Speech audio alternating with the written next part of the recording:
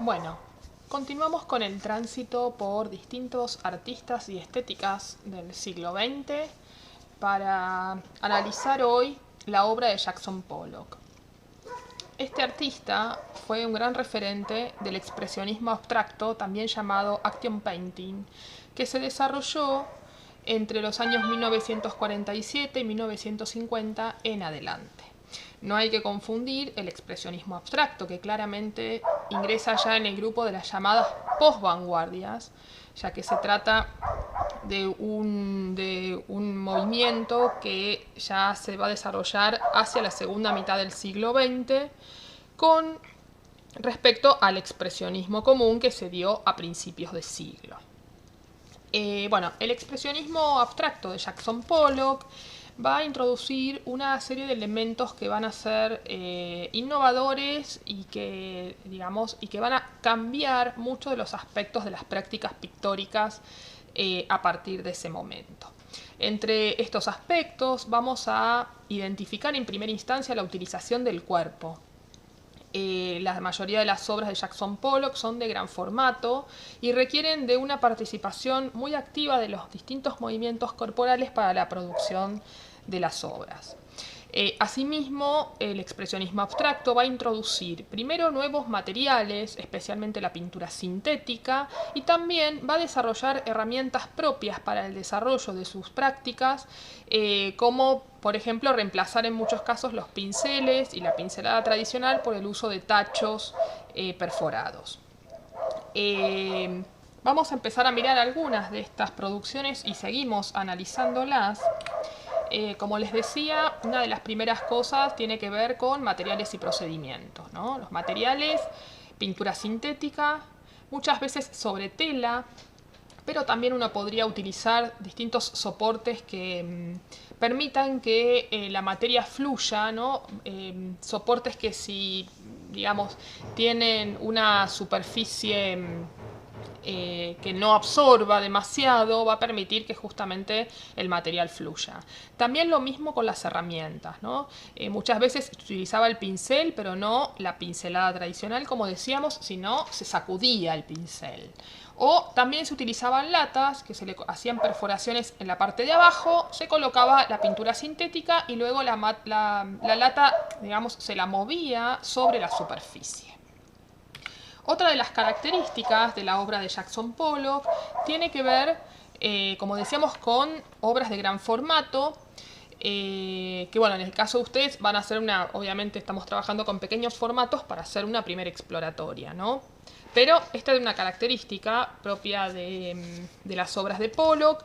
Otra característica central, ¿no? Si observamos las producciones, vemos que empieza a haber un interés genuino y volcado hacia la acción de pintar, ¿no? Como decíamos, la pintura se transforma en un acto performático, donde importa más el cuerpo y va a importar mucho más el proceso por sobre el resultado. Es decir, Jackson Pollock se va a ocupar de mostrar y va a haber muchos videos que lo documentan y registran durante el proceso de la pintura.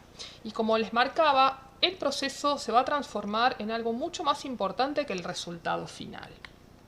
Si seguimos observando las distintas gestualidades, vemos que es común paletas donde dominan ciertas monocromías, ¿no? Blancos, negros, y después la participación del color, que en muchos casos el color también es un color bastante crudo, poco cuidado, propio también de la naturaleza de los materiales, ya que la pintura sintética ofrece una paleta bastante reducida. Jackson Pollock va a introducir una técnica que se le va a llamar dripping, ¿no? Que se traduce como chorreado, ¿no? Y claramente, bueno, él en general trabajaba con la superficie acostada o sobre la mesa o sobre el piso, y a partir de que la superficie de la pintura estaba acostada, bueno, él vertía, como decíamos, salpicaba, chorreaba como acciones pictóricas. Como les marcamos aquí, vemos que el gesto es el gran protagonista, ¿no? Importa la gestualidad, importa la forma en que se aplica el material, que claramente va a distar del concepto de pincelada tradicional. Aquí también tenemos algunas experiencias que podríamos llamar también con soplidos o con bombillas, donde se colocaba el material y se soplaba, se iba soplando. Esto sobre una superficie, si ustedes trabajan, por ejemplo, con cartulina encapada, del lado blanco, que en la parte encapada es bastante aislante, y entonces, por ejemplo, con tintas o con ciertos materiales diluidos, sí tienen pintura sintética, por supuesto. Podrían trabajar con bombillas, con sorbetes, soplando, con pinceles, sacudiendo, con latas pequeñas también, chorreando.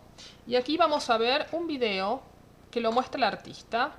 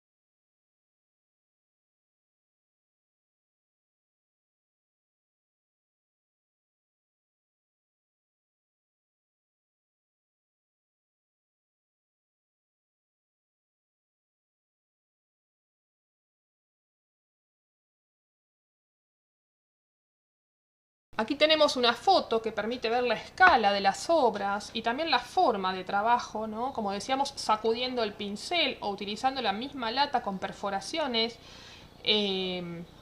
como parte del trabajo. Y acá tenemos algunas de las últimas producciones que por ahí distan, ¿no?, la gestualidad, pero vemos en este caso la escala. Con esto cerramos el recorrido de Jackson Pollock y bueno, invitarlos a, dentro de los tamaños pequeños que estamos trabajando, buscar superficies que pueden tener distintas características. Pueden ser vidrios, pueden ser cartulinas encapadas, podría ser tela preparada, ver qué materiales que puedan fluir, como decíamos, pintura sintética, tintas, u otras, en algunos casos hasta han trabajado esmalte para uñas o algunas producciones que den también colores vibrantes, una paleta más que puede oscilar entre los neutros con alguna incursión cromática, y sobre todo explorar gestualidades, ¿no? Eso es como la gran consigna para el desarrollo de este trabajo.